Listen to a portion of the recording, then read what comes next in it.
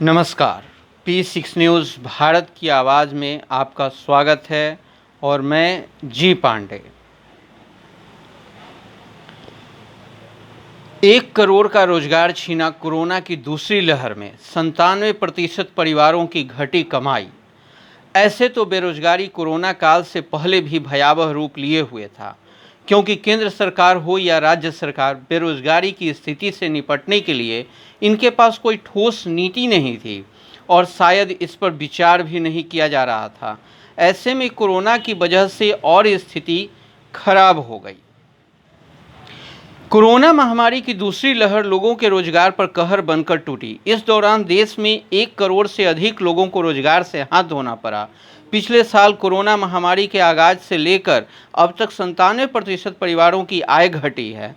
Centre for monitoring Indian economy के CEO Mahesh व्यास ने सोमवार को यह जानकारी दी। व्यास ने कहा कि आकलन के अनुसार बेरोजगारी दर में मई में 12% रही, जो अप्रैल में 8% थी। इसका मतलब है कि इस दौरान करीब 1 करोड़ भारतीयों को रोजगार से हाथ धोना पड़ा। 2022 तक बेरोजगारों की संख्या 20.5 करोड़ हो जाएगी। संयुक्त राष्ट्र ने चेतावनी दी है कि कोविड-19 महामारी के कारण वैश्विक स्तर पर नौकरियों का जो संकट आया है, उससे उबरने में अभी लंबा वक्त लगेगा। अंतर्राष्ट्रीय श्रम संगठन आईएलओ ने कहा कि पूरी दुनिया में महामारी के कारण लाखों नौकरियां गई है और लाखों नई नौकरियां जो बननी थी नहीं बन पाई है। ऐसे में इस साल महामारी के कारण नई नौकरियों का आंकड़ा करीब 7.5 करोड़ हो जाएगा। आईएलओ के निदेशक गाय राइड ने कहा है, हमारा आकलन है कि साल 2022 तक पूरी दुनिया में बेरोजगारी का आंकड़ा 20.5 करोड़ तक पहुंच सकता है। अगर महामारी के शुरू होने से पहले के वक्त से इसकी तुलना की जाए तो साल 2019 में ये आंकड़ा 18.7 करोड़ था। इसका मतलब है कि हमारे पास साल 2019 में जहां बेरोजगारों की संख्या 18.7 करोड़ थी, वहीं 2022 तक ये संख्या 20.5 करोड़ हो जाएगी।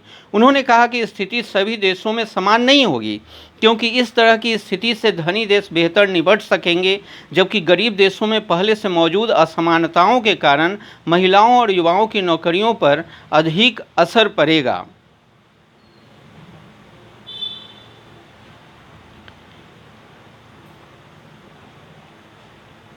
गाय राइडर ने कहा, हमें डर है कि कम आय वाले देशों में बेरोजगारी की स्थिति बुरी हो सकती है। वैक्सीन तक पहुंच और मजबूत आर्थिक नीतियों की मदद से अधिक आय वाले देश इस तरह की स्थिति से निपट सकेंगे। क्या भारत इसमें सक्षम है? यह एक विचारणीय प्रश्न हो सकता है। उन्होंने कहा कि महामारी के दौर में लाखों लोगों के पास नौकरी नहीं रहने के कारण परिवारों में गरीबी बढ़ी है और उनकी सामाजिक सुरक्षा भी कम हुई है। गाय राइडर ने कहा, आकलन के अनुसार साल 2019 की तुलना में 3.1 करोड़ कामकाजी लोगों को बेहद गरीब कहा जा सकता है। ये वे लोग हैं जो संयुक्त राष्ट्र द्वारा निर्धारित $1.90 प्रतिदिन की अंतर्राष्ट्रीय गरीबी रेखा से नीचे रह रहे हैं। उन्होंने कहा कि गरीबी हटाने के लिए अब तक जो काम किया गया है, महामारी ने उस काम को 5 साल पीछे धकेल दिया है।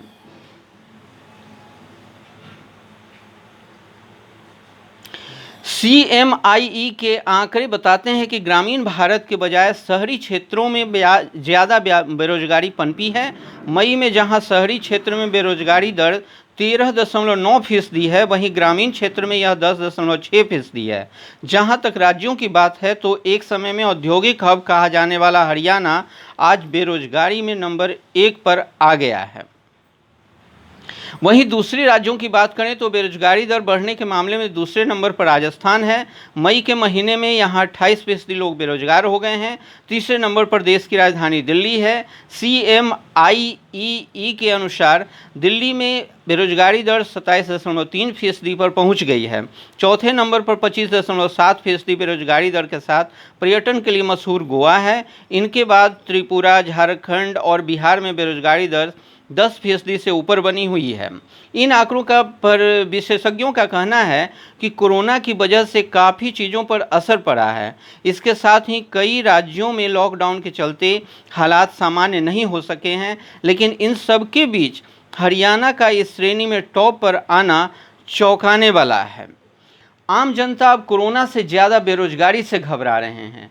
ऐसे में कोरोना की तीसरी लहर लोगों में भय पैदा कर रही है।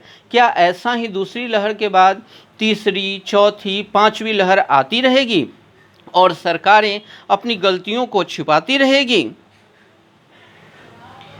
हमारे चैनल को सब्सक्राइब करें, शेयर करें। धन्यवाद।